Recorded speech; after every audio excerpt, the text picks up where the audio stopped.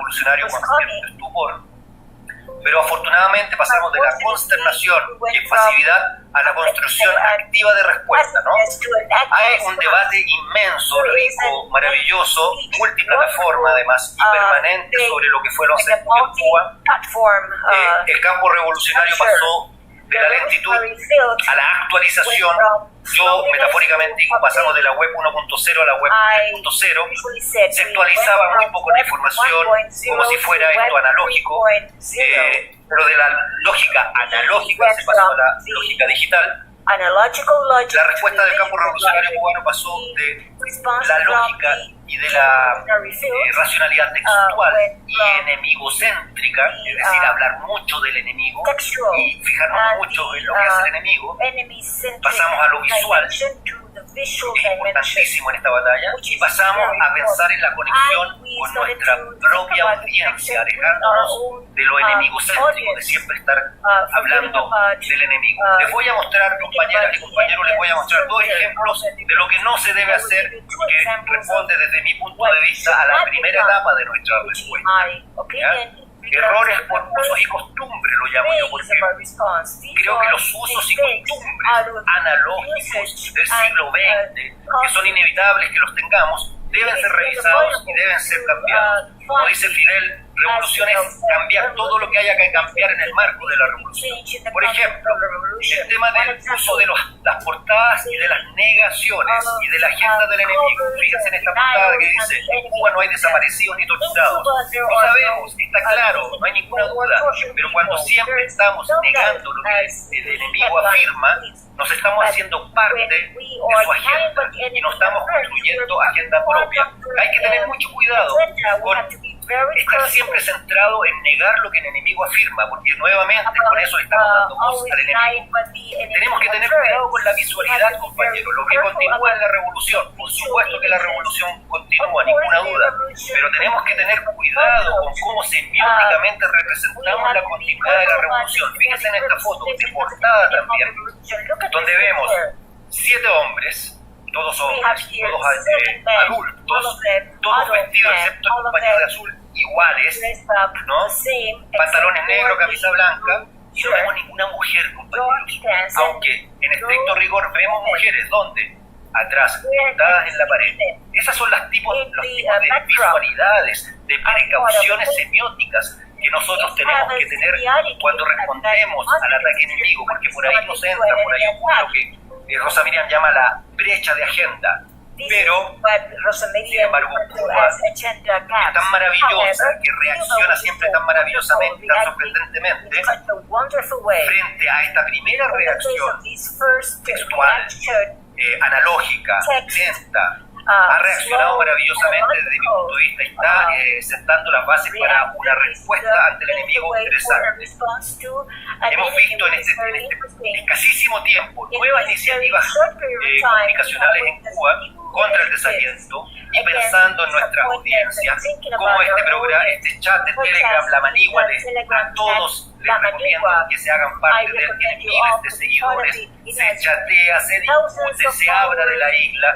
Tenemos programas como este con filos cortos, precisos, tenemos documentales como La dictadura del algoritmo, tenemos grupos en Telegram como Las Cimarronas, que son feministas cubanas hablando. Tenemos un líder ahí que yo me atrevo a decir que se le ha sacado poco provecho comunicacional, como Gerardo, que siempre está también dando batalla comunicacional. Es decir, estamos viendo una serie.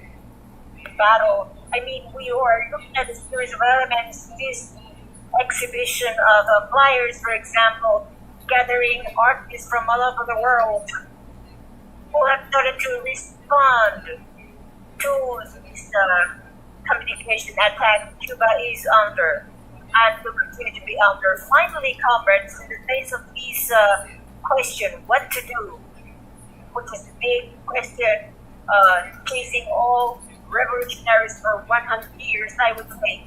First, we have to prepare our people in this attack front, because this is a war that is taking place in the field of communication. And communication is rooted in the community, and we have to prepare our people in that front. How? some very quick thoughts. We have to act in a systemic way. Chavez said that the big tectonic failure of the Bolivarian Revolution is communication because we didn't respond in a systemic way. We have to have a systemic coordination among all the revolutionary systems. We have to link communication with education. We have to have a new logic to make an educational effort, for example, to promote school contents about bots in Cuba. Now I have identified 3 priorities. The first is communication defense. There's no need to waste a lot of energy in communication attacks. First, in the context of asymmetry, we have to generate our own defense. We have to bet on the creation of content and the identification of audiences to create cognitive resistance. This should be one of our priorities. And finally, we must build something that the revolutionary field in Latin America lacks. We have to build communicational doctrine. We have to establish a dialogue. We have to summarize and coordinate, articulate military categories with communication categories. This was proposed first by Fidel and must be applied to the cultural and communication workers so that the whole people, the warfare, could cope with the fourth generation warfare. Thank you very much. I went very quickly. Ever onwards to victory. We will live and we will overcome. Thank you. Pedro, thank you, Pedro, for your presentation. You mentioned Gerardo. I remind myself on this occasion that he will join us on the 31st to participate in this initiative of Cuba Independent Times cycle of conferences. And no doubt you have shown us a precise, clear-cut description of the challenges and the efficiencies we are dealing with, and also of the big enemy we have. You said we should not be centered on the enemy, but it is there, it is against us, the same enemy, but in a new situation. I'll give the floor now to José Ernesto Nováez, who is by my side, the coordinator of the Cuban Chapter of the Network for the Defense of Humanity.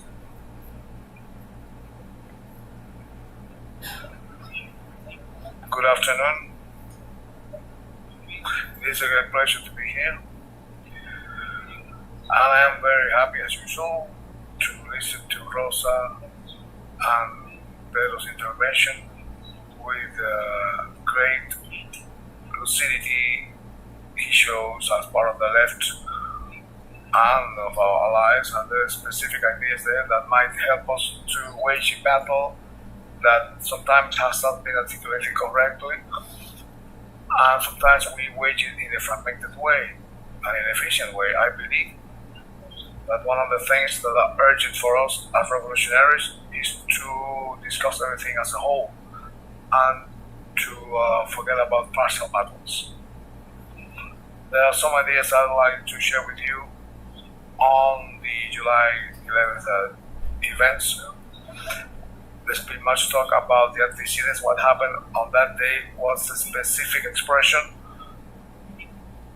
of the implementation, practical implementation with a long-term subversive strategy that have been tried in other ways, always in an effort to include as many people as possible and many social sectors. And of course, these are contexts of crisis, and these are complex situations of the country of the world, and the world facilitates such efforts. The important thing about July the 11th is that unlike any specific action that had been circumscribed to specific areas or to some given sectors in Cuban society, what happened that day shows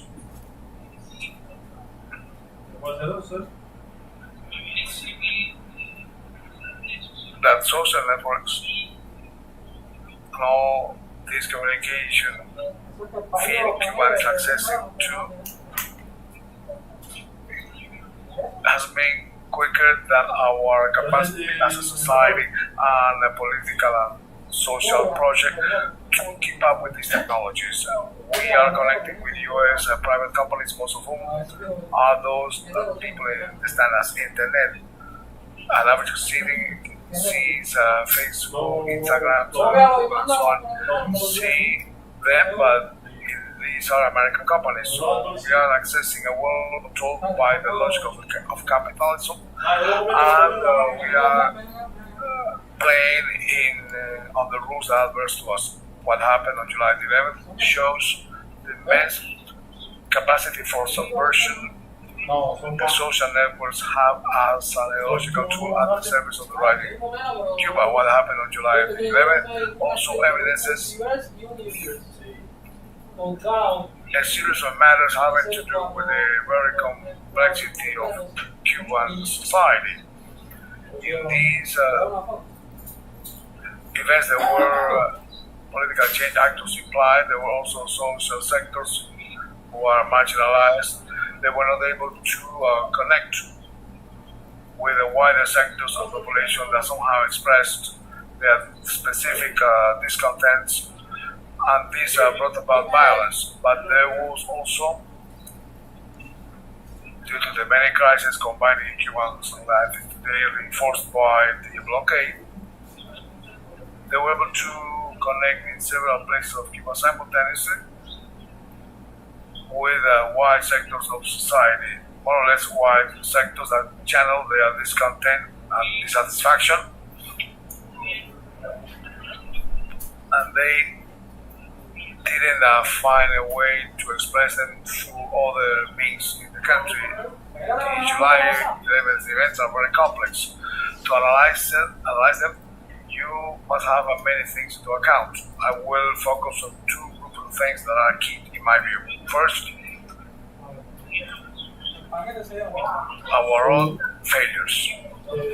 The Cuban Socialist Project has been built on the symbiosis between a social sovereign project for the nation that has found in state institutions the way of achieving social justice. That's an essential part of the project.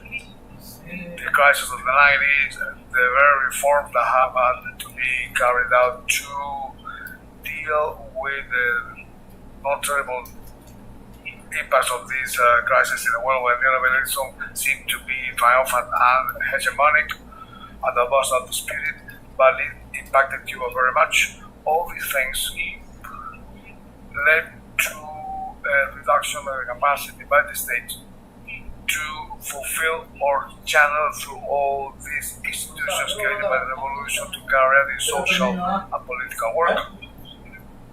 As compromised, and that there were wide spaces in Cuban civil society that are structured ways of thinking and modes of production that are not connected to the socialist project or even to the sovereign project for the nation. And they also perceive state activity as an obstacle for their development and social aims. So that's where the challenge lies. The challenge to really understanding how there has been a reduced capacity of response by the state in the last few decades and see how we can rebuild that capacity.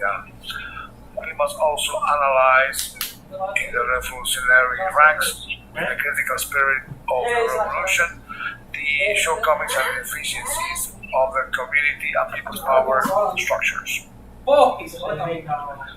There are sectors of the population which are political players who are not vandals but workers, and why they collect themselves at the time with the demands and the symbols and the mottos, as well as of the political players who were like the spark that began a movement, and the action led to July 11th. How can we deepen the revolution? How can we take up the experience of community work and of many of the projects that are in the battle of ideas that started in the early 21st century? Whereas there were some deviations and there were some false steps, the essential, the political essence of the project was a revolution within the revolution, and that is still valid.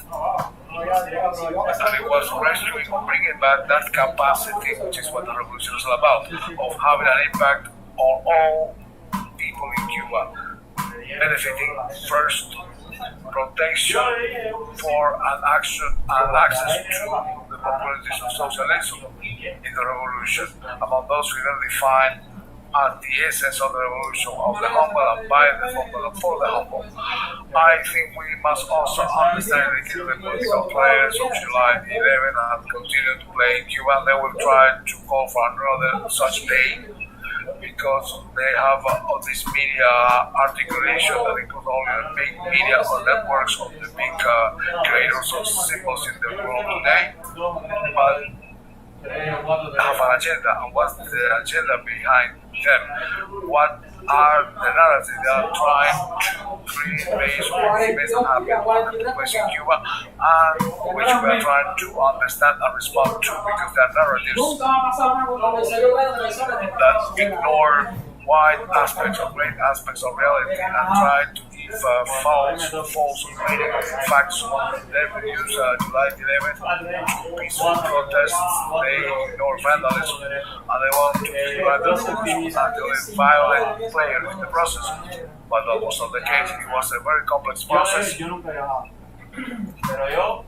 which there was a fracturing or a danger of fracturing of social cohesion, and now we are rebuilding and mending up those constructions that might have been damaged and to better those who are not working properly. I think that we must understand as to this agenda that behind all these apparatus of aggressions against Cuba, there is an attempt to connecting the annexionist project by part of the Cuban exile with sectors in the Cuban society. It is an annexation project that is widely stated by the heirs of the Cuban bourgeoisie prior to '59, who have become political actors of note in American society. It is an annexionist project which is the very essence of the moral bankruptcy of the Cuban bourgeois class before '59 that were not able to create a sovereign project for the nation, which is the alternative to the socialist and sovereign project of the Cuban Revolution after '59. This agenda appeals all the time to abstract values. It has to do with other subversive experiences that have been tried against leftist processes in the region, and that was widely started against socialist processes in Western Europe, Eastern Europe. Democracy, freedom, calling the Cuban government a dictatorship, and so on. They seem that they say a lot, but actually they do not bring a commitment with any specific political platform. Freedom, if you know something about the theory, is not an abstract thing. It always has a surname. Freedom is not abstract. If you do not give it an adjective, a surname, it will be nothing but a vague hammer to hit any government that is perceived as counter-hegemonic and different from the domination project being promoted by the United States, which is the imperial hegemon in contemporary world par excellence. And deep inside, as I see behind this process, we have to think of the main premises of the Cuban socialist process. So we saw various,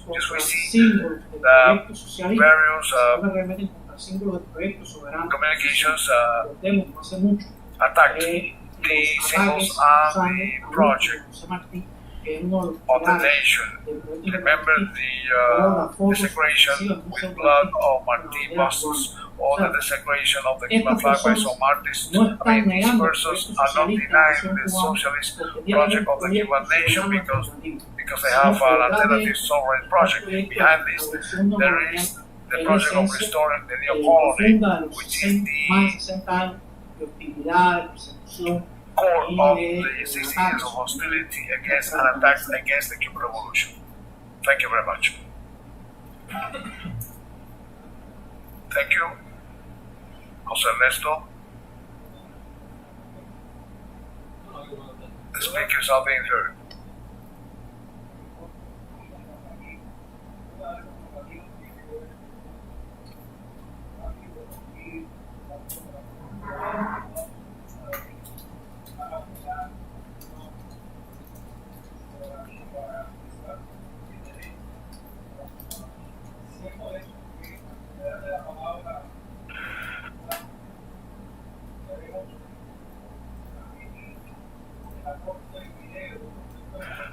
I would like to give the video contribution by a university professor who is a member of the Cuban Society.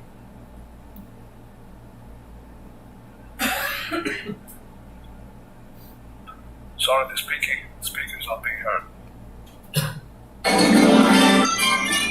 ¿Qué pasó en Cuba el 11 de julio? Yo creo que las respuestas I believe the answer includes the definition of several ideas. First, you must understand the creation by Cuba of an alternative society to capitalism, and it is being influenced by several conditions, both within and without the country.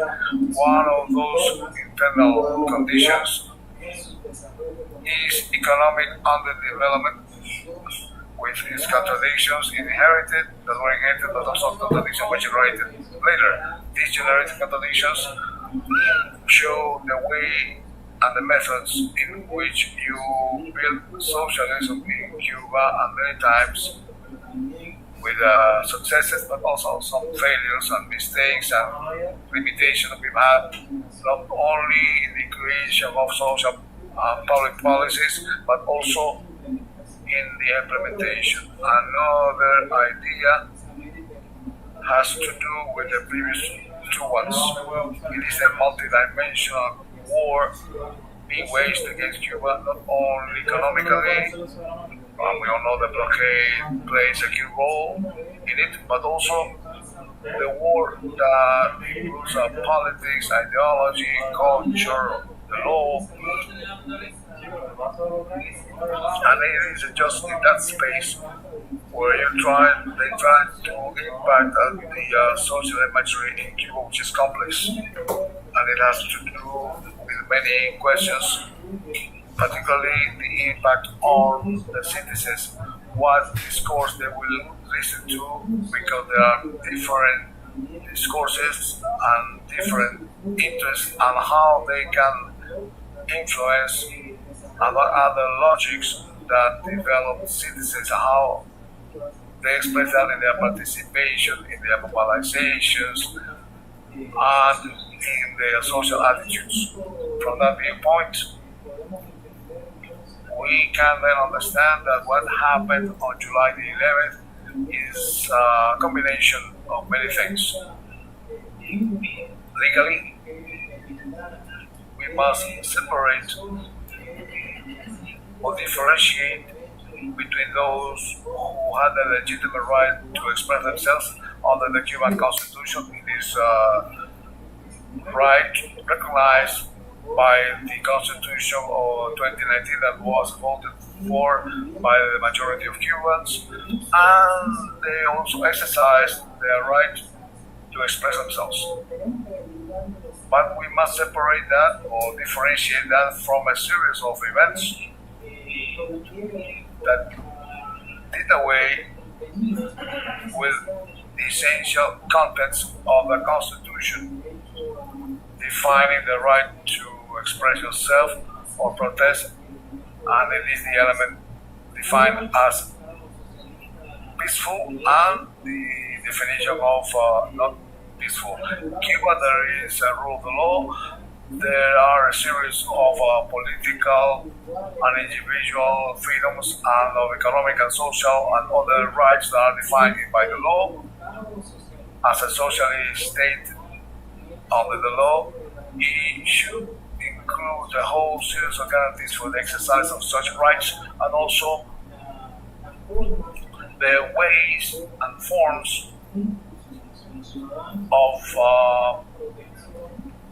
having institutions legal, meaning that citizens must have a legal protection And one of the opinion matrices that have had the greatest impact on the world is the one resulting from the arrests and the so-called tortures and the forced disappearances. We must say that the legal framework in Cuba includes all the elements and mechanisms to investigate and determine, in the case of any breaking of the law, what really happened, and not only from the viewpoint of an expression itself, but as to any other right that has been violated by third parties or by authorities themselves. We must say also that as it happened anywhere in the world, freedoms in Cuba, rights in Cuba are not unlimited. There is a reference in Article 45 of the Constitution to the limitation of rights when such exercise affects third parties or public order or collective security or general interest of the state. And this is also an important element to be taken into account. It is licit to express yourself in Cuba and protest if the protest is under the law and it is peaceful. Sí, era el profesor Yuri Pérez Martín. This was Professor Yuri Pérez Martin from the Association of Jurists of Cuba, participating from a video in this debate, in this dialogue that we are promoting here. And now I will give the floor to Helen Yaffe from the UK. She has also studied the forms of resistance of the Cuban people and the Cuban Revolution, and has her own vision about what has happened to these days. Helen, you have the floor. Can you hear me? I will try to share my views. Whoa. Can you see this? It's an infinite series of images. I do not think we are exactly watching what you want us to see. Let me try again here. I do not know how this works. Okay. Now I am watching at Pedro's presentation.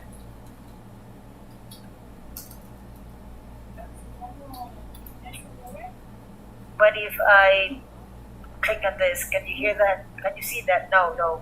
We are seeing you. Well, I will have to do it without the PowerPoint presentation. Let's try it one more time.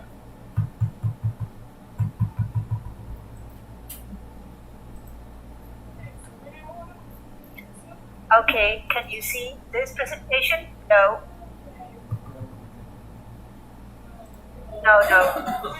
¿Podrías verificar si no tienes dos sesiones abiertas? Could you check you don't have two sessions open? Sometimes this is what happens. Okay. As a historian by profession, I would like to give a little bit of historical context to the conditions that led to the demonstrations of July the 11th. As you said, I was in Cuba on that day. I have just arrived in the UK. I am spending my quarantine in a hotel. The environment here is not very proper for a video conference, but I will keep on. So, what I had to show you, to most of you, was the memorandum issued by Lester Mallory, the Under Secretary Assistant of the U.S., which about the idea of the blockade, issued on April the 6th, 1960, and he said, recognizing the big support enjoyed by Cuban Revolution and Fidel and the Cuban people, he concluded as following: the only permissible way to eliminate internal support is through disenchantment and disappointment based on dissatisfaction and economic hardships. He arrived at the conclusion that the U.S. was designed a policy to weaken the economic life of Cuba, and you can do that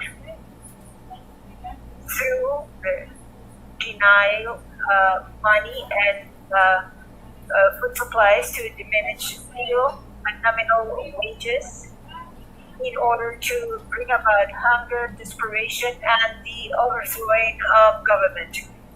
Most of the Cubans who are listening to this know what I am talking about. So I will try to show the next slide, headed by this title: Is the U.S. embargo an excuse? We have very often listened to this, and those who study the economic development of Cuba, this cannot be further from the truth. The blockade against Cuba is the longest lasting system of unilateral sanctions applied against any country ever in human history. It is not about a legal or bilateral issue, as many people say. This is a key instrument as part of a system imposed by the U.S. to bring about a change of regime in the island. Now, we have been speaking about the social media warfare. Other instruments have been misinformation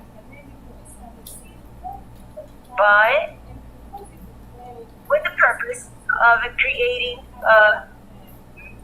precisely that misinformation to give a view that is quite negative to foreigners. So a lot of misinformation and creating a paradigm of how Cuba should be understood that Cuba was controlled by Fidel Castro, that there's no democracy, that this was a discontinuation of the historical, the economic history of Cuba, that Cuba had a very accelerated economic development that was interrupted by the Cuban Revolution. And the other purpose of that was to provide information to the CIA and the State Department for the planning of actions against Cuba.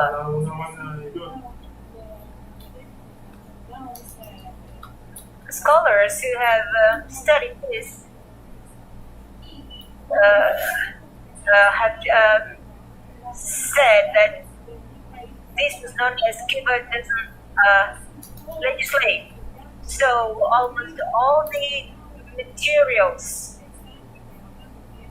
issued about this was known as a Cubanology. Other instruments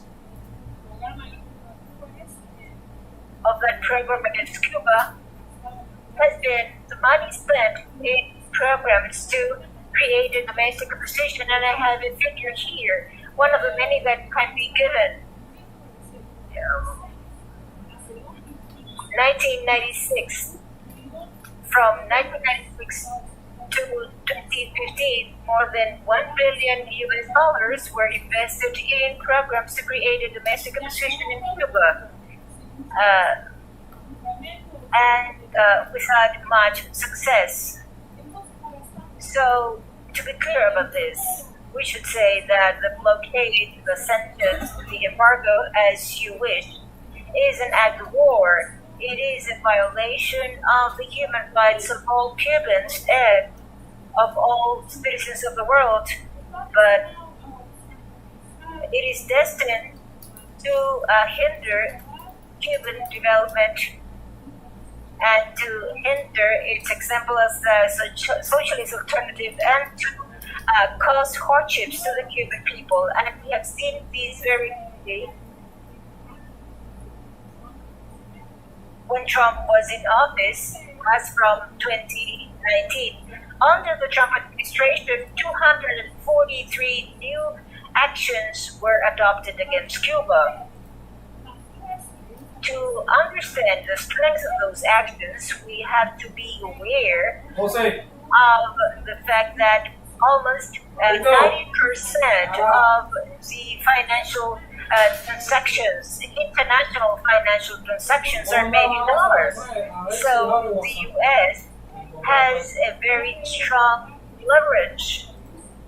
They can give not an authorization to use dollars because they have total control of dollars in the world.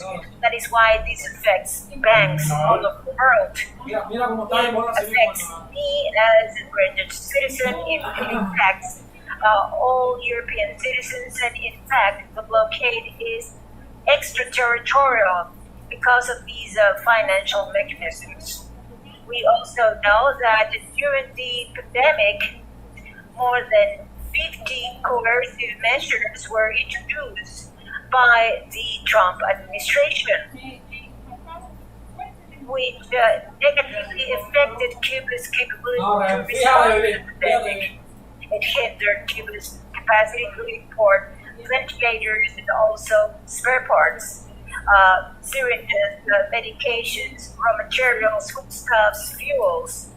Even international donations have been blocked during the pandemic. Despite the fact that all countries are calling for the ceasing of sanctions affecting any country's capacity to respond to the pandemic, the inevitable result, an awaited result by the U.S. has been the scarcity of foodstuff, medical inputs, fuels, and I myself have seen from all Cubans that Cubans know that this is a real situation. People very early in the morning will queue up in shops that will not open until several hours after that. They can go to work. No one should be surprised that there is a frustration among the Cuban people and also a dysfunction, precisely as a result of a policy that has been intended to create that situation. So we must understand the Trump's ascension and the social media warfare, which are contemporary designs of the two-track policy carried out by the U.S. since the beginning of the Cuban Revolution. There have been economic sanctions to create discontent, and then the promotion of an internal opposition. And in that context, the hypocrisy of the U.S. President Biden, is outrageous. He calls Cuba a failed state. The first violent demonstration after 27 years. I lived in Cuba during a special period. I witnessed was scarcity, the struggle to solve the problems Cuba faced. But that is a country where Biden himself could hardly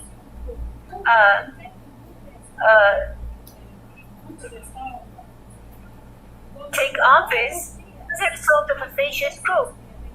The U.S. is witnessing protests on a daily basis. On a daily basis, there are civilians killing other civilians. There are police killing civilians. I had a graph to show it to you. In the U.S., is ranking first in the world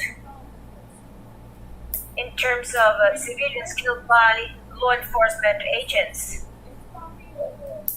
This is ranking first among all of the world, but the idea that Cuba is a failed state because of the poverty situation there is another argument. Others refer to that. Last year, I made a documentary film about Cuba's reaction to the pandemic.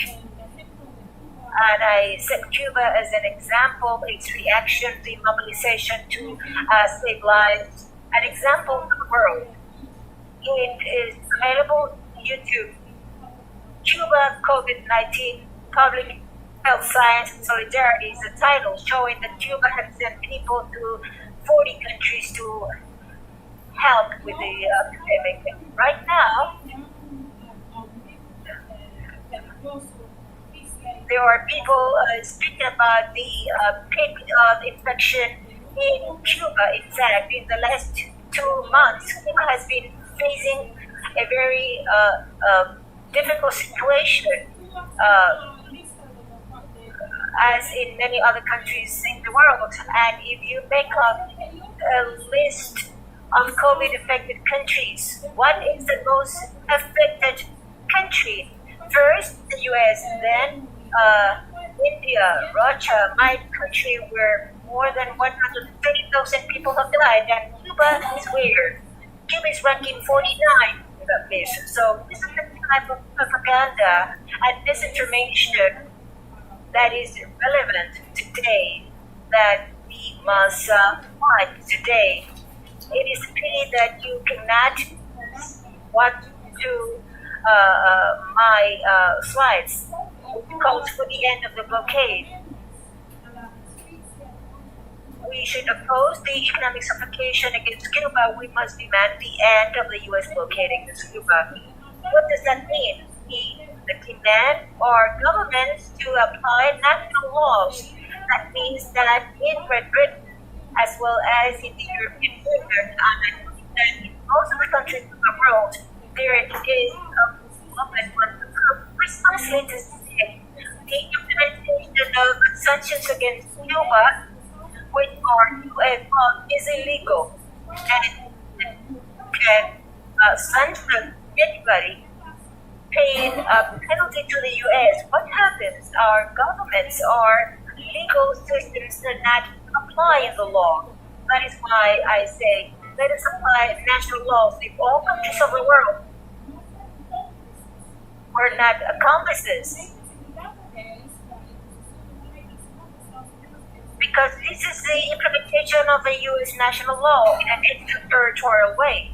There wouldn't be any strong blockade as it is. We also must oppose the social media warfare. We should work to counteract lies and manipulation. We should understand that it's a historical program against a program aimed at undermining the Cuban Revolution. We have to educate and inform. As Pedro was saying, I would like to think about what can we do. We outside Cuba want to do something that is right. And I would like to pose that question for everybody who is listening. How can we make our own governments to refuse to become an accomplice to with the U.S. sanctions? What actions can we coordinate internationally to defend Cuba from the imperialist aggression? And I had a picture, of course, you cannot see it. I had a picture of Carlos Lazo and the Bridges of Love. They are setting an example that we should follow. And I will stop here. Thank you very much. Sí, muchas gracias, Helen. Lamentamos no he podido ver. Thank you. Simply we couldn't see the slides, but we can download it later and see it so that it can be analyzed. Now we will have the last presenter this afternoon. Txema Sánchez from Spain. Txema, are you there? Txema is on the screen now. He's also part of this conference, and he will bring us his meetings during the European Forum. Thank you very much. Hello to you all. Hello, Cuba. To the country with bankers of anti-imperialism, internationalism for over 60 years. is another I could not ignore. This bringing this event. Also, this discussion of the intellectuals from the world.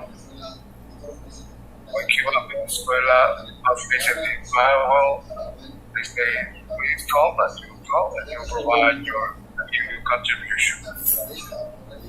And now we are having a discussion about anti-imperialist communication. Many of the things that I wanted to say have been said already in some way by the speakers anyway. Internet communications are unique democratizing of modernity. Universalization of information and getting information and reach out with it everywhere, and well, to know how people meet, who are meeting. Sometimes you need financial support or you have it and make it for this others. Now we have to recognize each other and meet with good people, with ideologies, and we can go ignore many of those who are sent to the Congresses in reference of the more official left countries, and then the others may be alive, those who do not have those possibilities. True, this is relative. Anti-imperialism is also carried out here, and it is facing not only fake news but also real or fictitious characters or lackeys, or who present curricula that are exaggerated as a study how you can buy journalists. Anti-imperialism is also facing movements financing and the inclusion of elements articulated for that narrative, pro-imperialist narrative. They are the henchmen of literature. As we see that they are changing history, erasing history, and there are 40 years of explicit U.S. interventionism to carry out that disaster there and to create the false liberation movement, the Taliban. Also, the same goes for the media that gain credit because it to be the leftist reference in its space, and then they put that credibility to benefit the capital and the best narrative in the world.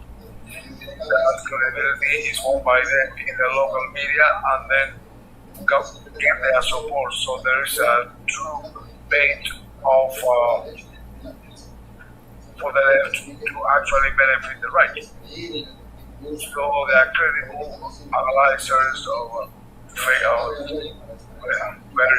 news and things, and then they disseminate lies in the world. That's bringing about paralysis and confusion about the rank and file of the left. And beware of the editorial lies of the classical memes.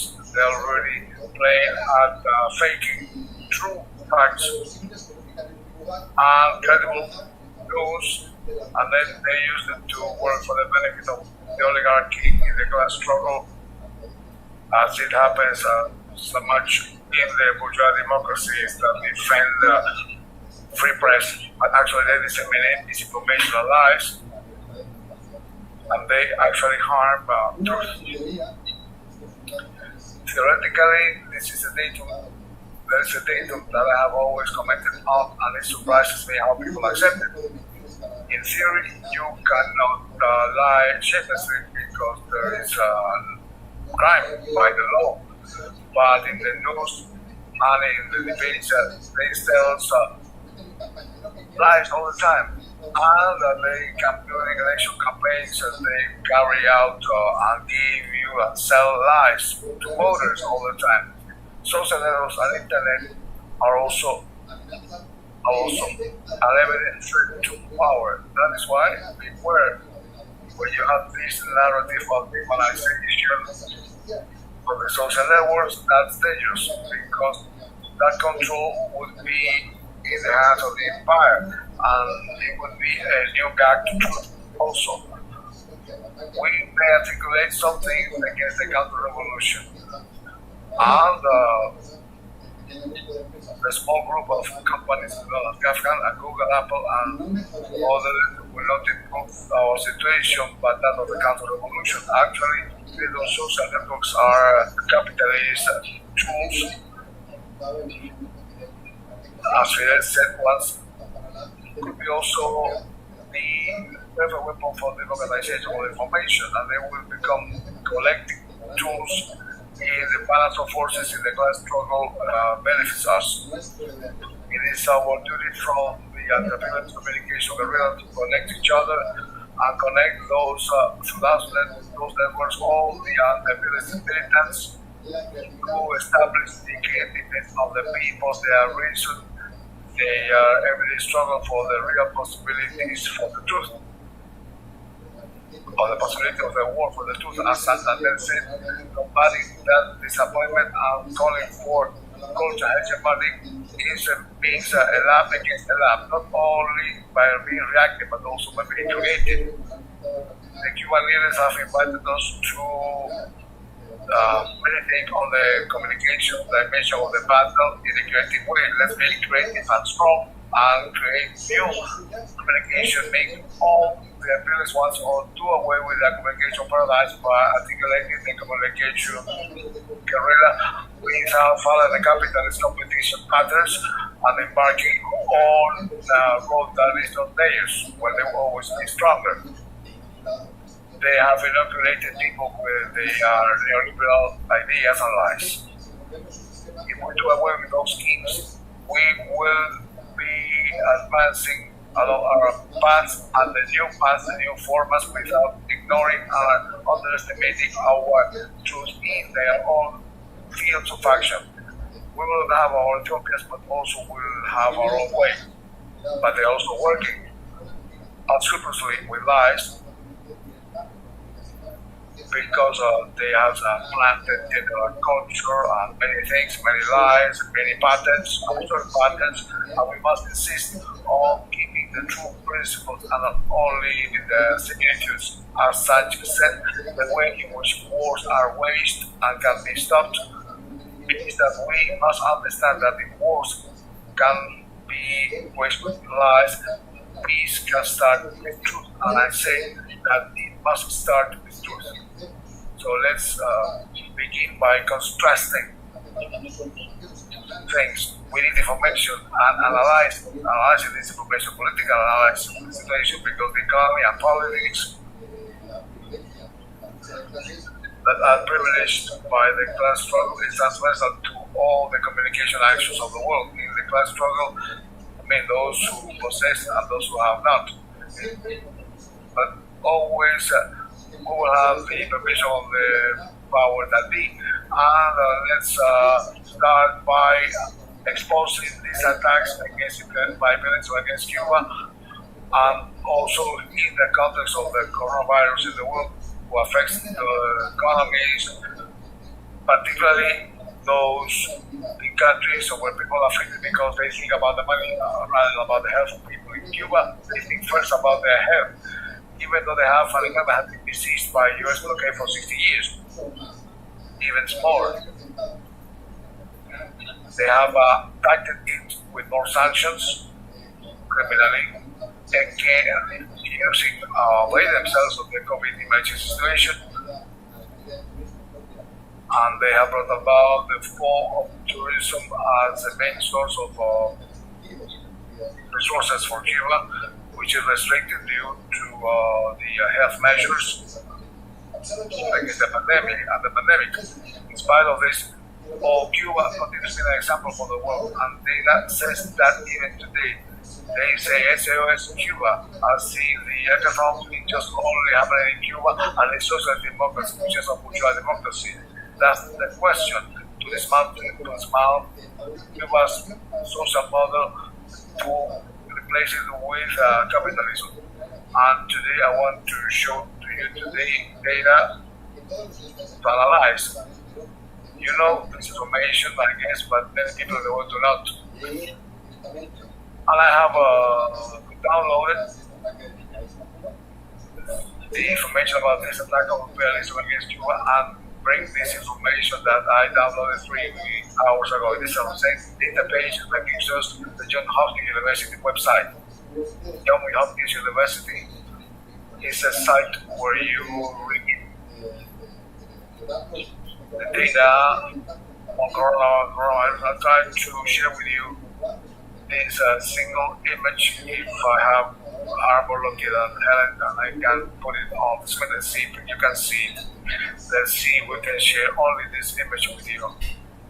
Let's see if we are lucky with the technology. There it is. Can you see it? Yes.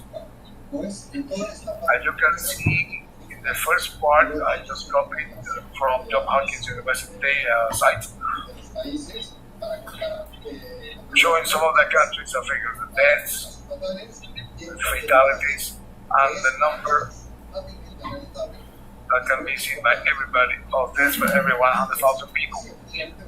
Yes, deaths may be seen, you may have many people in the country and has less deaths, but the percentage is bigger. The most important data is the death rate per every 100,000.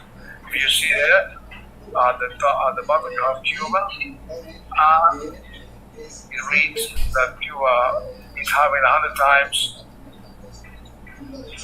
less than China per every 100,000. We are talking about a country like China, which is an economic power with all the resources of the world at disposal. And as Cuba, it is much worried about its people and putting health at the top of its priorities. And it has been successful to reduce the coronavirus dissemination, contrary to what is being said by the mass media. 800,000 people, 100 million people have been taken out of below the poverty line. So China, so Cuba with 100 times more than China. But what about the countries that they show on to us as reference? Canada, twice as many deaths per every 100,000 than China. Germany 3 times. France 5 times. Spain 5 times more deaths. Of course, Spain has 100 times more than China. USA, United States, 5 times more deaths than Cuba. Brazil, with the famous, with the genocide president, 8 times more than Cuba. And the SOS is being sent from Cuba. With this,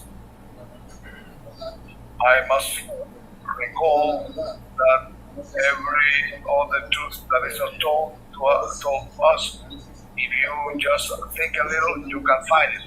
But we must be busy all the time looking for this data because they are mixed and manipulated by the media, get confusion, bring confusion. There should have been an SOS Spain and not an SOS Cuba message with thin eyes showing that it is China, but it's not China, it's Spain, the one that should have an SOS.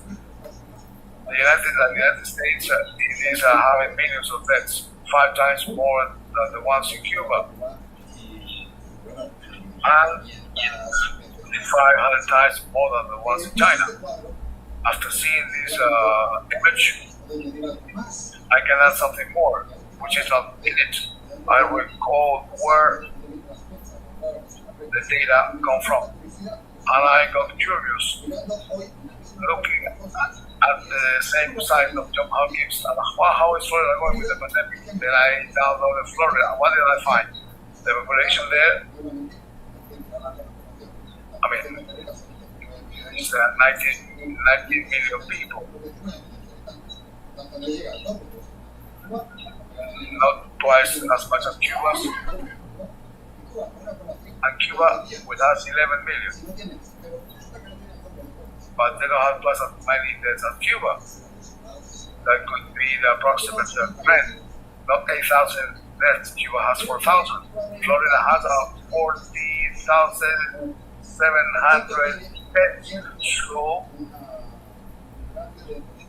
rate is 211 deaths per 100,000, even above the US median value, and 6 times the average of Cuba, which is 31 deaths per 100,000. So I think that from here we should send a SOS for Miami so that those there who are confused should think about such an SOS. Something should be done about Florida because of the situation. We can repeat the word here. Capitalism should not be separated from the very concept we were entertaining, that what is bad because capitalism is not humanism or socialism, and they do not mention the word bourgeois because democracy must have a surname, an adjective. Democracy should include bourgeois democracy.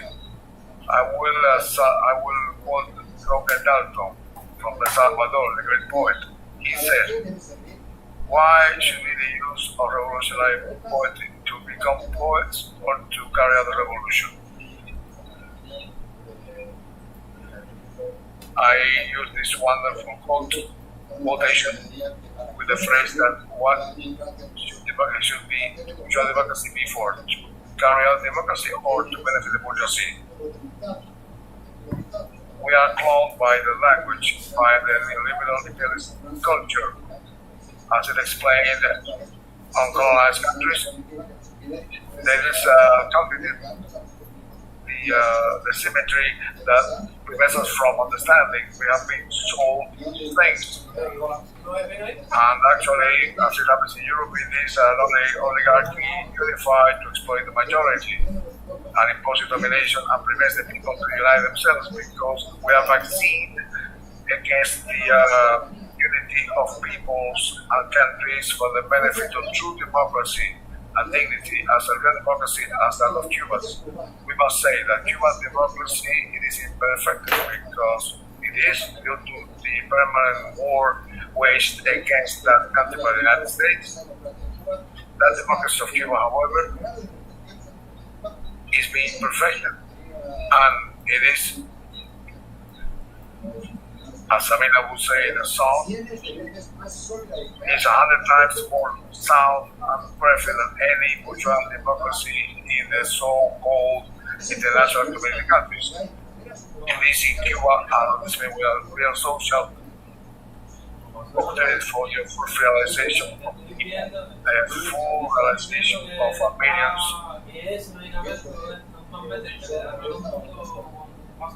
While in other countries there is the exclusion of poverty, our knowledge about the great advances and achievements of the anti-capitalist international humanist revolution of Cuba is another work done to tell the world about it. For Cuba is not exporting only doctors and solidarity, but an example as to how an example can be created by and for the people. This is at the end of my intervention. We have new ways to carry out the communication of real welfare and think of the DSS at in the present time of Cuba. That is the slogan of this meeting. We must restore to education as a vaccination against these attacks and to have communication with the people. I read these two paragraphs by Vitier. He wrote in the essay, what role do we play with the people? I mean, the neighbors, the common people, the subject of the world where we live, or where we have lived always, within the history and the lifetime. The response to that is José Martí, because with him, politics, people, and poetry are the same thing. In real life, full of imagination, you do not have just imaginary. The habit of typing him and reading him tells us about the ideas of works that were never separated for a single minute from freedom. It's the source of everyday life, however, was also important. I will not be naive enough to think that each citizen will be an expert on José Martí, but I am naive to say that I always believe that I think all Cubans should follow Martí, and if you follow Martí, the day will come. If you are not, you will be a marginalized person. Martí is capable of vaccinating against marginalization. Martí can inspire each Cuban and give ethics to him and to give resistance to adversity and wealth of life. Miguel was great, a great writer. With this I will finish. My quote, Miguel was so great that for a group that we do not call for politics without an ethics, but politics with ethics. Let us continue making progress on the shoulders of giants. Long live Cuba, long live Fidel, Bolívar, and Martí. Patria muerte venceremos. Thank you very much. Muchísimas gracias. Thank you very much, Txema. I thank you a lot for having read those paragraphs by Cynthia Vitier, which are wonderful, reminding us of a time very similar to this. This remains very much valid. They have a similar strength, Cuba at the present time. The cycle of panels appreciate that very much. I would like to take this opportunity to ask the members at the virtual hall if they have questions or comments to please post it in the chat. The fact that we are speaking about poetry a while ago paves the way to what we will see now. Three Cuban artists, Lesbia Benoit, National Award Laureate of Fine Arts, Digna Guerra, the choir director member of the World Federation of Choirs, and writer Miguel Barnet, President of Honor of UNIAC, have sent a message in video for this conference. So before showing the video, I insist those who are with us, the 28 people with us here in this virtual hall, if you have any question or comment, please post it in writing in the chat. Let us look at this message by Cuban artists.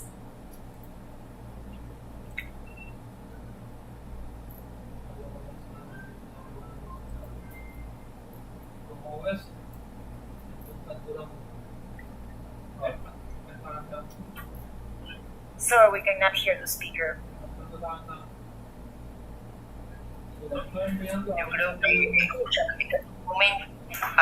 I believe that at this moment we have to defend the homeland. Homeland is above everything, above our profession, above our human condition. We have to give your all, and knowing that giving our all is not a slogan, it's a fact. In Cuba, we have freedom of creation. In all artistic manifestations, we have freedom of creation. We are lucky to have an artistic education system that goes from primary level, from the elementary level through the medium level and the higher level, which is the higher institute of art. And all Cubans, all children, all youngsters have the right to go through those schools and to realize the dream of becoming whatever they want to become. Cuba offers all possibilities to everyone without exception, without differences in terms of race, and in all artistic groups in our country, you will see a very rich ethnical composition, which is the ethnical composition of the Cuban people. We do not make differences between black and whites. We are all mixed, as Nicolas Guillen said, and we will continue to be so in favor of the revolution and in favor of revolutionary art. My disposition is the disposition I have shown usually, always in the defense of the principles of the Cuban Revolution. Many times in our history we have gone through very difficult, crucial moments like this. Perhaps this would be the worst, because it is accompanied, unfortunately, by a pandemic that is lashing the whole planet.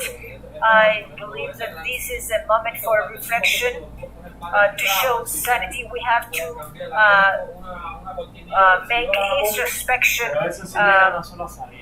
We are defending the values of Fidel, the values of a revolution that has applied justice at every level, in every field, in culture, education, health, in an unbelievable way. And we have to close ranks again, but we should close ranks in a true way, not with barricade patriotism, but with a conscious patriotism, with a conscience planted by Fidel, knowing that we will never resort to neoliberalism or wild capitalism,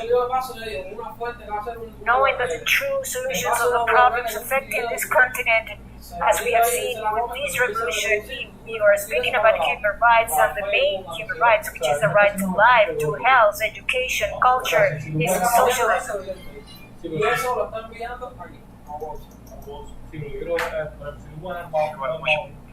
Thank you very much to all the comrades who have prepared this material, this video. The comrades of MUNIAC have helped us in this to be able to have all the voices participating in this panel and disseminating some ideas which are fundamental to us. We have been receiving greetings from different associations, from social networks. The National Friendship Association between Cuba and Italy sends greetings from Italy. The Association José Martí from Rio, the Association from Turkey, from Germany, from Venezuela, the Brazilian Solidarity Agreement with Cuba, the Solidarity Movement with Cuba in Solidarity, the Cuban Embassy in Ukraine, other greetings from Switzerland, US, Italy, Paraguay, Mexico, Angola, Paraguay. Well, we were being asked if this was being recorded. Yes, of course, we are recording it, and this will be published in YouTube and Facebook. And at the same time, we are creating Cuba, the present time of Cuba, which will start compiling these materials to make them available to the public. We are asked one question, a user called Bronstein. He asks, is it possible to clarify the concept of viral entropy with concrete examples? We receive greetings from Nigeria. Hector Diaz Polanco sends greetings from Mexico. Obviously, he is in contact with us. I do not know if it is in the Gypsy platform or if he's watching us through some channels. Cesar Aizaga Castro asks for some bibliography in order to read in terms of communication. And there's also another question: what other ideas could be implemented as to how can we cope with the present misinformation and manipulation? We are being asked to expand on this. If I can have a look at the chat screen, I believe it is important to give life to the cultural guerrilla. From the continent, we are giving life to the festival in order for peoples to breathe and to advance towards the construction of new narratives, the digital sovereignty, and never give up cultural creation in our processes. Greetings from Panama, from FENADESO, members of the ALBA movement, permanent solidarity. Greetings from our organization. Greetings from the Friendship House of Argentina. Excellent contributions. Questions about communication. So I believe this is also an opportunity to announce a new round with panel members for them to elaborate on all these ideas and address this media warfare issue, which is no doubt a topic that is raising a lot of interest. What are the antidotes that we can resort to? Rosa Miriam. Thank you very much. I have been following the debate very interestingly. I believe that first and foremost, we should understand the different levels of this issue. There is one level scale that has to do with Cuba, the country where these network relations are generated, but there is another level which is an international level, which is very interesting. You may have 11 million Cubans sending tweets or expressing the reality of a country. However, at the international level, this is not seen. We were aware of that during the campaign of the famous sonic attacks that became the Havana syndrome. There wasn't a single Cuban believing that nobody, not even a scientist, could explain such a phenomenon based on the laws of physics. However, the Trump administration generated an escalation of sanctions, 243 all in all, which have served to generate these tension, this economic, social, political tension inside the country. So I believe that, and I will conclude with this to allow other comments to speak. We must better articulate solidarity networks as well as our coordinations in order to generate at the international level, as the right thing is to take the present, so that alternative processes and the world left wing could react at the speed of a click to these maneuvers, which at the end of the day is harmful to all of us. In Cuba, we have witnessed a sequence of actions and attacks experienced by other peoples in all these years, which have following the same recipes, the same conventional warfare tactics.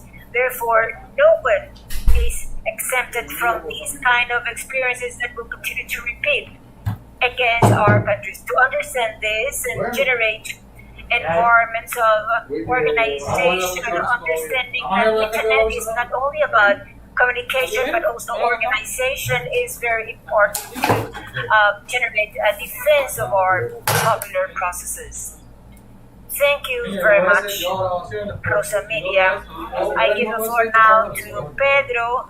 We are entertaining a couple of questions. How should we reinforce cultural and social media processes? How can we reach out to the sector who doesn't watch TV or read newspaper, who have cell phones, consuming all that is distributed through the social networks? David Rodriguez asked us to speak about the effect of a blockade on the struggle against the COVID pandemic. We'll address that next Tuesday. Pedro, you have it for now. Can you hear me well? Yes, a comment was asking me about the virtual entropy concept. The problem is that entropy has to do with the molecular disorder in physics. And also in the information science. We should understand that in social networks, in the digital activity, we can create mobilization activities, and as we bet in our countries to the slogan that states from the networks to the street, the imperialism is doing the same. It is implementing a series of strategies to make people to take to the street, to go offline. So the virtual entropy is about going through all these phases, the chronic, acute, and critical phases, and to heat up and heat up the environment under specific circumstances and under specific context. This does work. The disorder generated, the chaos and uncertainty generated in the digital networks can be trespassed to access the streets. So the concept of virtual entropy is precisely about that, how to export all that is generated in social media, which was described very well in the graphs shown by Rosa Miriam. Regarding the questions about concrete action, first of all, we should understand that sometimes many of our actions could be one line drawn in order. Rosa Miriam put it very clearly. There might be millions of Cubans asking for one thing and nobody hears of it because the giants of the networks control the flow of information and networks, and at a certain point they blocked us.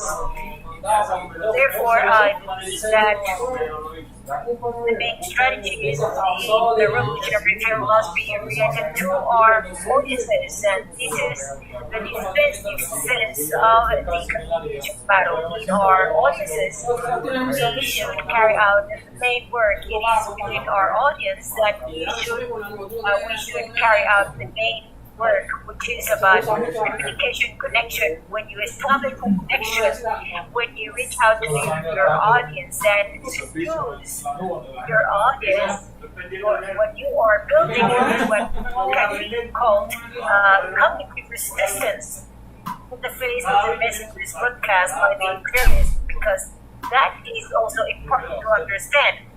Just as the Spanish government was putting it, data are on our side. The COVID data are on our side. US, Brazil, the extreme right-wing governments have the worst data in the struggle against COVID. Venezuela and Cuba are showing excellent data comparatively, but this doesn't matter in this communication warfare. What really matters is the truthfulness, not as much as the truth. So we revolutionaries must learn how to respond to the need of truthfulness. And finally, I believe that we cannot but assess the possibility of direct communication, as was shown by Bolivia, Peru, and Chile, countries where the big media control communication. Direct communication plays a very important role in the dispute for the hegemony. Despite the fourth industrial revolution, direct communication continues to have a main role in the communication policies. Thank you, Pedro, and I ask you to please help me with the chat to see if there are some comments. Greetings from Gabo Sequeira from the Networks in the Defense of the Humanity. Enough of the blockade against Cuba. Greetings from Ireland. We shall overcome. Rosy Swindiga, we should progress in terms of political awareness. We should discuss again all the concepts that have been discussed here. Communication education among the people. And now we give the floor to José Ernesto Nováez.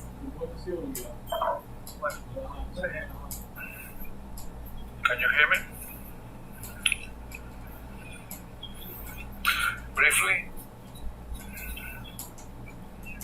I'll share with you two key ideas. The battle we must wage for Cuba, not for Cuba, because Cuba is perhaps the symbol of the biggest battle, but the battle we must wage today is against capitalism, which not always only degrading life, human life, and life in the planet, but also a battle against the alienation capitalism produces and brings about all the time. This is a fundamental idea by Venezuelan Marxists called ideological surplus value. That is not only economic surplus value, but in capitalism you have surplus value everywhere, not just in production. We are producing it all the time in ads, in the lust for consumerism, and the use of tools capitalism are created to keep us entertained. There's another warning by Marcuse in the 60s, and sometimes that with the enthusiasm for technology we'll get something. Every society, he wrote, produces the technology it needs. Technology is not neutral, it is the result of specific needs in society. In the case of the new technologies, ITCs, they are the result of the needs for domination by capitalism in industrial advanced nations. All technology around us, cell phones, tablets, TV, from the moment we are using them, we must understand that we are waging a battle with tools created for the alienation and the reproduction of a system at a higher scale. It is not only a matter with the Cuban survivors that we must understand that we are waging a battle for humanity, and the latest news on the constant natural catastrophes, the taxing nature on nature are affecting our human species. It shows to us that this communication battle must be waged and be carried out by doing away with all the roots of capitalist domination, including the profound roots of this modernity that has been accepted and apparently brutal modernity that they want to impose on us. Thank you, José Ernesto. There is a new question about what other previous experiences in other countries panelists have to help Cuba to wage the battle over the cyberspace. Now we give the floor to Helen.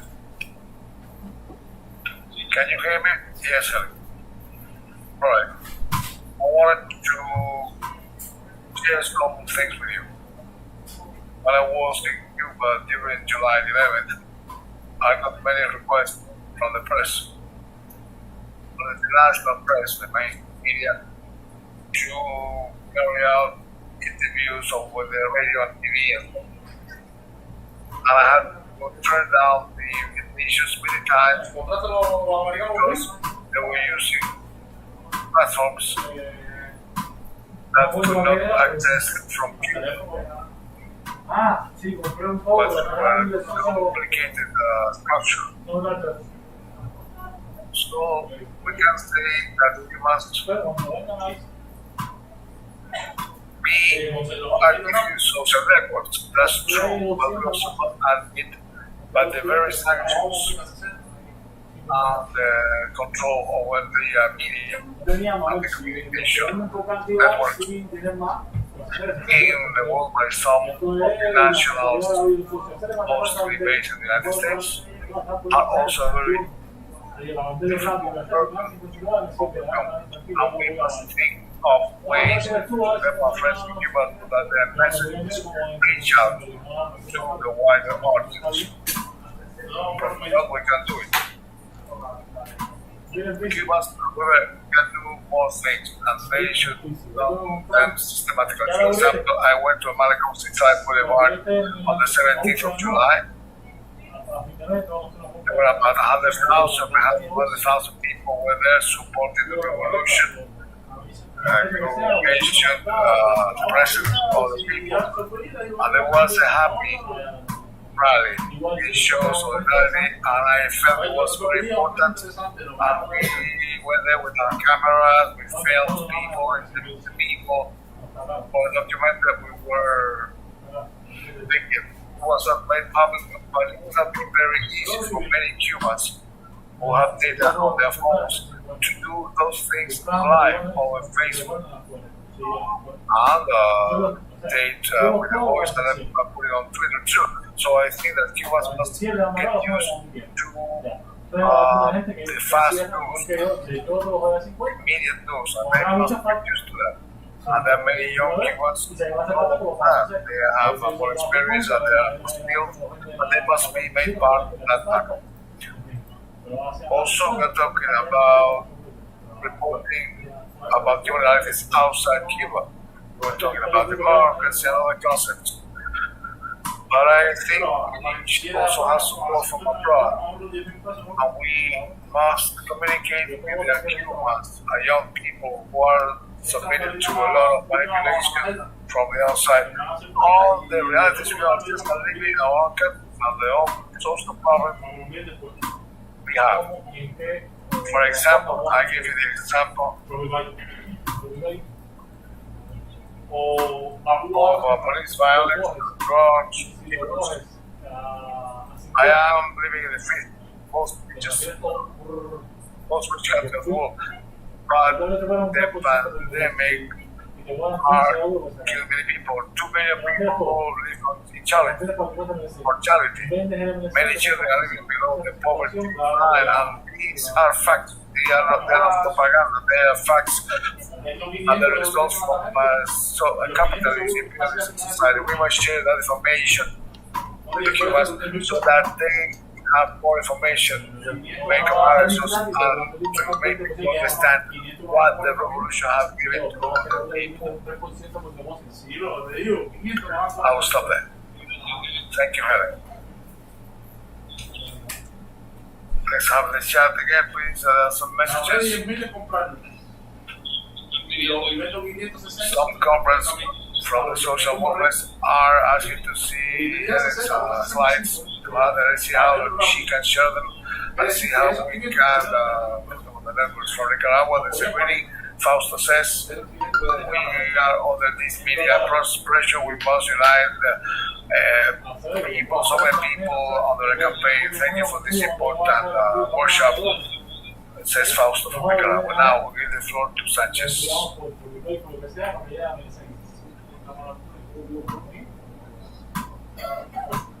I say to her that yes, anti-democratic policies are the result of these bourgeois democracies.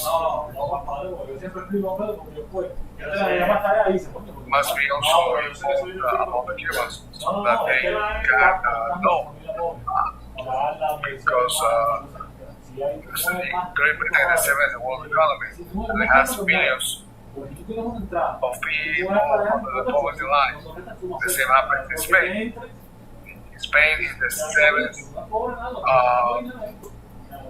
arms salesman in the world, and the second one as to the people under the poverty line. The European Union. So they say that it doesn't matter whether it's arms, weapons, industry that generate employment, and so on. That's false. Yes, we have to do that.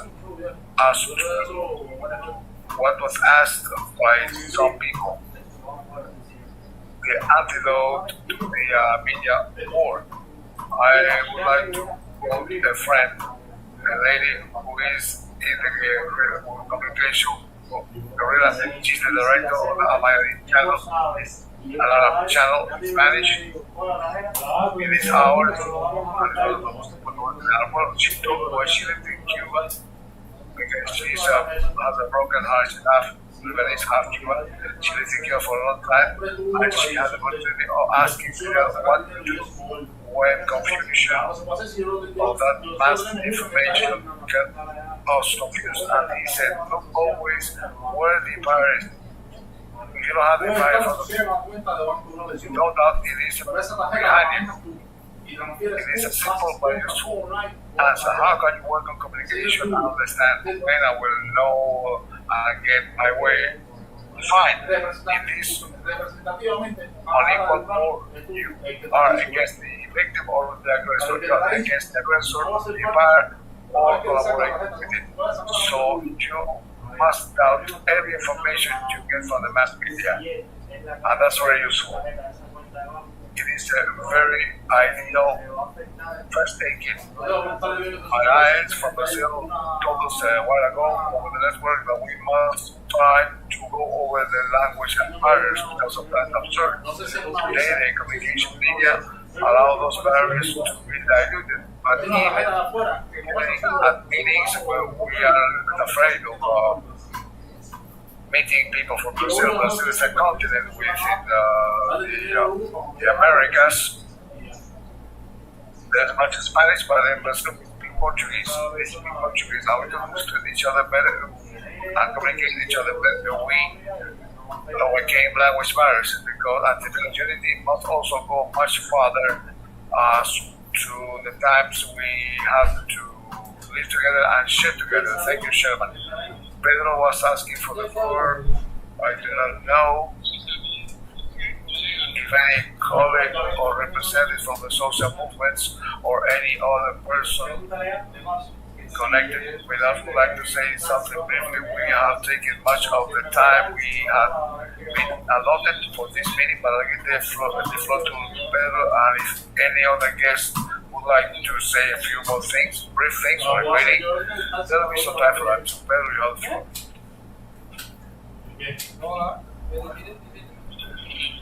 No, I cannot hear him now.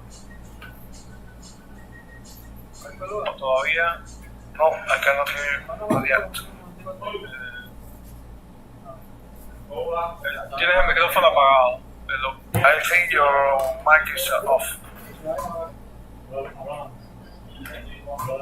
Perhaps you refresh your screen. No, I can't hear you. Let's see if somebody else is ready to take the floor. Marcelo Durado from the MCT. Ahora sí. Now, Ya rapidito. Gracias. it's very brief. That's all right. No question. Rapidito. No, yo decía, compañero, que el diagnóstico está hecho. No hay que seguir dándole mucha vuelta al diagnóstico. Está hecho. Porque hay que dar pasos concretos de cómo enfrentar esto. Yo digo, primero, centrarnos en nuestra audiencia, centrarnos en la defensa, después en la contraofensiva, después en el ataque comunicacional. Preguntaba ahí algún compañero si hay algún país al que podemos acudir para ver cómo ha hecho. Venezuela. Yo he tenido el privilegio de... I have had the privilege of working there with the Venezuelan comrades in communication matters. Sometimes they bet on the Venezuelan audit, always responding to the environment, but addressing the Venezuelan people over the communication channels, establishing the trench, the column. They have Telesur and a series of communicators. They call them communicators are very active and very popular over digital communication and over the networks in general. They have other companies who specialize in free software, in working, and they have their own developers. They have companies who are highly specialized on how they can operate apart from the big corporations. So I think Venezuela is a good example to see how you can deal with empire in difficult communications from abroad in the South world, but inside they have it well structured and they were active in their resistance under the communication platform. But they focus on their own artists, not so much on responding to the world or on thinking because we are not going to do what you want us to do. So they have their own agenda, their own leaders, their own Jews, their own influencers. Venezuela is a good example in that sense. Thank you, Pedro. La ronda más, no sé si one more round. Anybody else from those who are connected over the chat would like to send a message? Ask for the floor. Gonzalo? Okay. ¿Cómo no? Can you hear me? You have a question? A reflection? We were discussing the I will listen to these presentations, and it is something that you could hear in several panels, applications, and networks. And I think it is important to debate that and study that.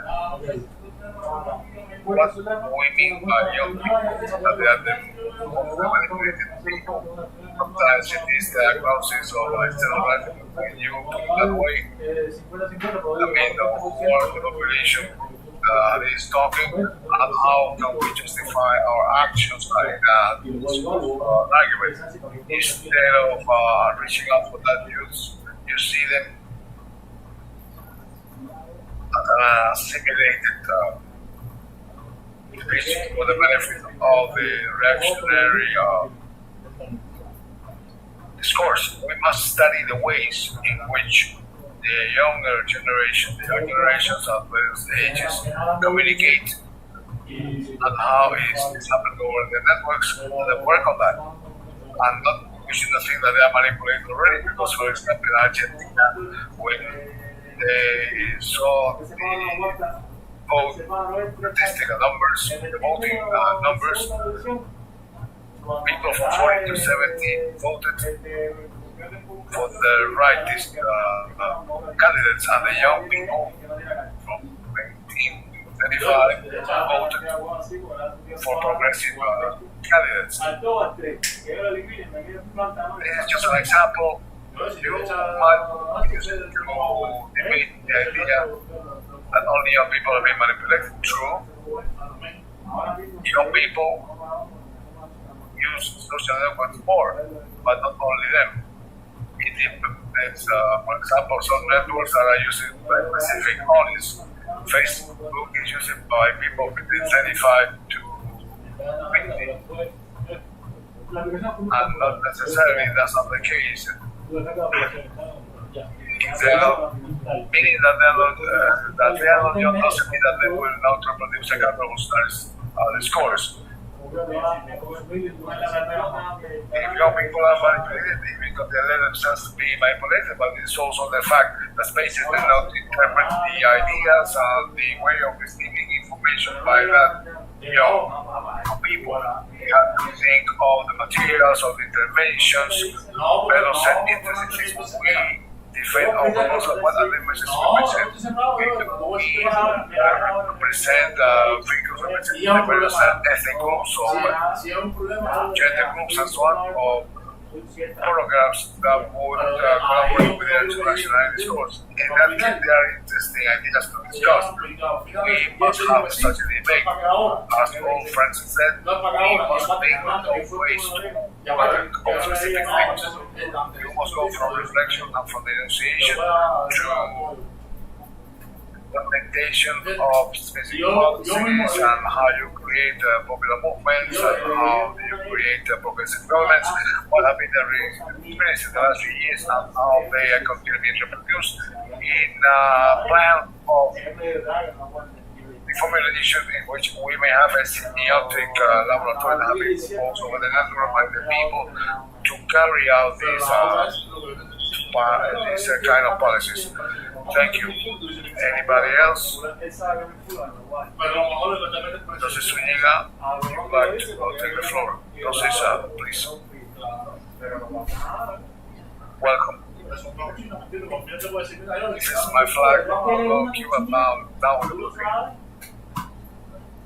It's been a wonderful debate in this first dialogue, Cuba in the present times. I think that, as stated by all the presenters, we need a critical recovery on what's happening so that we can be more creative, and also we must discuss the narratives. For several years now,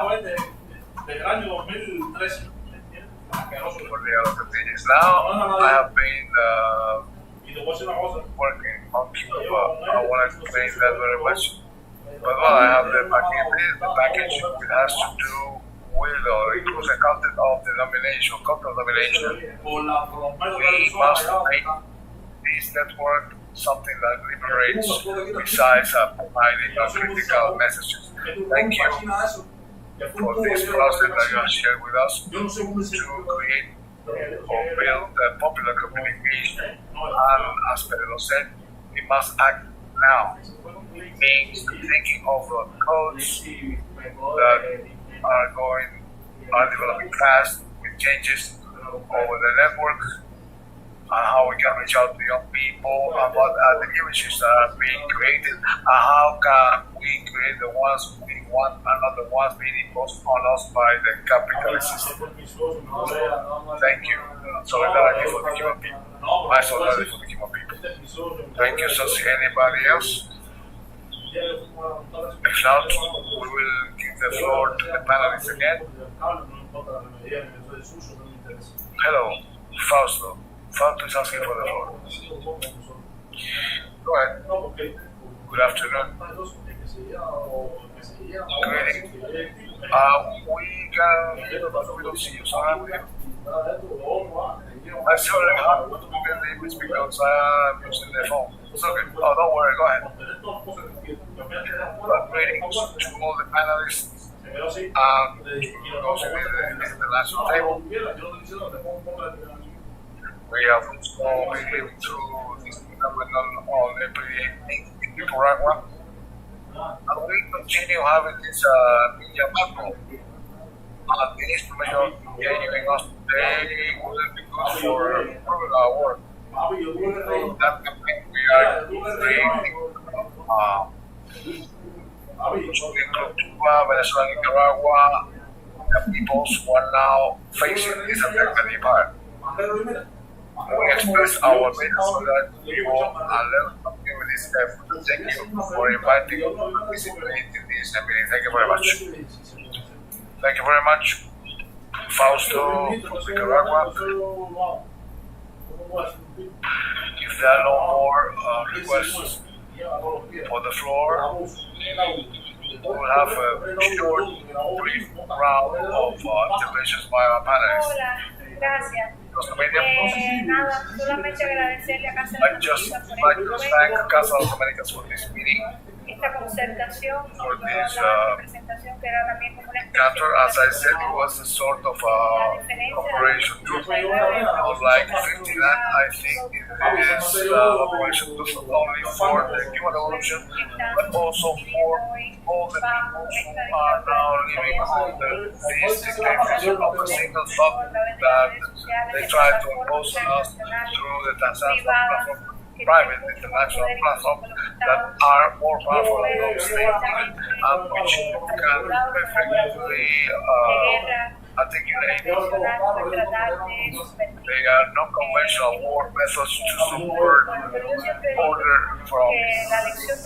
But I always say the lesson of Vietnam and the lesson of Afghanistan is that power, technological power, will up to the willingness of the people. I think we should express our thanks for this meeting and also for meeting many friends and colleagues we've had for a long time. Thank you very much. A great talk.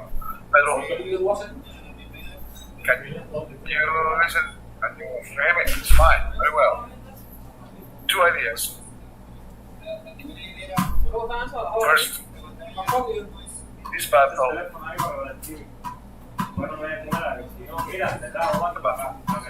it is a communication battle. It is more than media, and even more than that, it is also a battle. And we should see it as such. As to assassinate countries, with the example of Vietnam and others she mentioned, we must, right now, in the struggle, draw communication doctrine. One way of doing it is by observing the laboratory for Venezuela, Nicaragua are being put to, and we must focus on that. And we must take military categories and apply them and synthesize them as communication. Because this is a war. If this is a war, we must understand war as it is waged, even if it is in the communication field. Also, I'd like to express my great surprise and happiness and sometimes my overwhelming sensation I have had after the initial surprise because of the way Cuba has been facing politically and in other ways. This attack, I think very creative initiatives have been placed, and no doubt they will be good for use not only in Cuba, for the people who are struggling against capitalism. Thank you very much. Thank you, Pedro. José Ernesto. Sí, yo al igual. As all other comments, I would like to appreciate this opportunity, the lesson that is being drawn by the Cuban Revolution of this process is the importance of the battle, the political and communication battle with a clear projection towards the future. We shouldn't stop at mere reactions, at mere response to punctual needs, but rather to have a long scope of vision. And I believe that the key is that we have already generated some knowledge. There are valuable experiences in the continent about the resistance put up by peoples against different offensives. It is up to the Cuban revolutionaries and Latin American revolutionaries to incorporate this into this continuous resistance process against the imperialism. Thank you very much to everyone. I feel very happy. This is the feeling that I have drawn from this debate and what it will mean in future sessions. Thank you very much, José Ernesto. Helen, are you there? Go ahead. First of all, I would like to appreciate Casa de las Américas and all the organizations who have worked to put together this important event. I have learned a lot from other panel members. Thank you very much for to all who are listening inside and outside Cuba. By listening to the final comments of the three final panel members, it's clear that we are speaking about a new battle of ideas that affects the education, communication, ideological fields. And in fact, there is a warfare, there is a battle, as Pedro said, against the imperialism that is determined as it has been as from 1959 to destroy the example, the threat of a good example posed by socialist Cuba. So I believe that in the book that was introduced, I have a chapter about the battle of ideas, and there are several examples there about very important works done at that moment at the neighborhood to find out what is the situation of certain sectors of the population in Cuba, the problems that were found there. And I have faced in the Cuban system and that process, which is very important to reincorporate those elements in the revolution and reinvent the revolution, which has had the capability of rejuvenating itself. What happened on July the 11th is driving a new process of the battle of ideas. Is about the relaunching the revolution, which is very important. And we outside Cuba are here to give our solidarity. It is not that Cuba is paradise, but Cuba is in fact very important for all the countries of the world.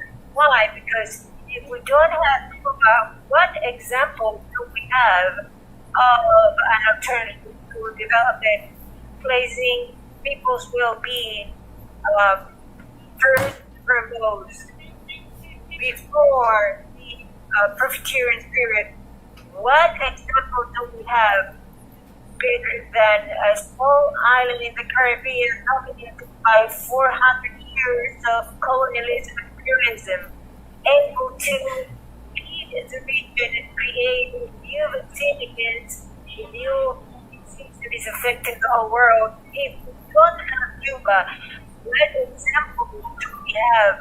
Cuba's response to climate change, the task line, the program to cope with the climate change, need that example to show that there is an alternative that could serve the interests of humanity, not only Cubans, but people all over the world. I thank Cuba for its resilience, and on which I wrote in my book for Cubans to visit. The importance of Cuba for the world cannot be measured. And with this I conclude. Thank you, Helen. Txema Sánchez.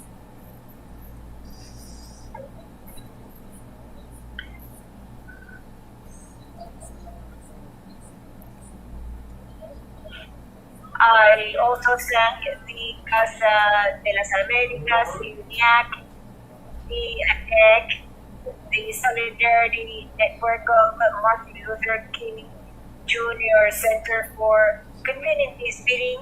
I will end with some comments which are crucial. Formerly, I said that Vilma Guimaraes was calling for a unity to oust Bolsonaro, but we must start to construct this anti-imperialist hub because all fronts are our own front. I am accompanied by the national flag of Venezuela, a country that is also harassed and blockaded, because to me we all belong to the same front, the anti-imperialist front. The internationalism taught to us by the Cuban Revolution is the first step. Since the very beginning, when the revolution was very fragile, the Cuban Revolution started to defend other countries, not only in Latin America, where Che died, in Bolivia. We are also speaking about the way in which we have Syria, which has been for years harassed and subject to war. We shouldn't have any doubt as to which side can be taken in the case of Syria and others. While they may not fully agree with us, they are converts in our internationalism and anti-imperialism. Thank you very much for this invitation. And I wish to see and to listen to the 3 debates you have already scheduled for the future. Thank you. Thank you very much, Txema. There are other greetings received at the National Solidarity Coordination of Peru, the Swedish Cuba Association, the Ireland Association of Friendship with Cuba, the Association of Cubans residing in Mexico, in Vietnam, Cubans residing in South America. There is a proposal to create a cultural front in Latin America and the Caribbean to reflect emotions and to reach out to the awareness of people. The Basque Country is proposing a week of solidarity with Cuba as from October. Well, with all these greetings and the appreciation to all those who are following us from different platforms in YouTube, in Facebook, all those who are sharing with us in the Gypsy channel at the virtual Gypsy hall, to all the comrades present here, journalists, most certainly you saw somebody from the television here because we are trying to record this and broadcast this to Cuba, to the Cuban audience. Thank you very much to all of them. Txema spares me from mentioning again our appreciation to the organizers of this event, not only house the Casa de las Américas, but also UPEC and NEC. the Network for the Defense of Humanity, the Martin Luther King Center, and many other organizations of the civil society in Cuba. And we also were joined by the Association of Jurists of Cuba with the participation of Judy. They will be also coordinating next sessions with us. There is a huge mobilization of the civil society organizations in Cuba accompanying this initiative. We want to thank People's Forum, Code Pink, which are distributing this session through their own pages in English. We will meet again next Tuesday at 2 o'clock with a new topic to discuss. August 24th, we will be speaking about the challenges and urgencies of Cuba in the face of the blockade, the pandemic, and the serious economic situation. There would be an excellent group of panel members who would also be discussing from here, from Cuba, from Havana. We thank you for sharing with us. Share this signal through the social networks so that others at some point in time could access this panel. Thank you very much to all of you. Thank you.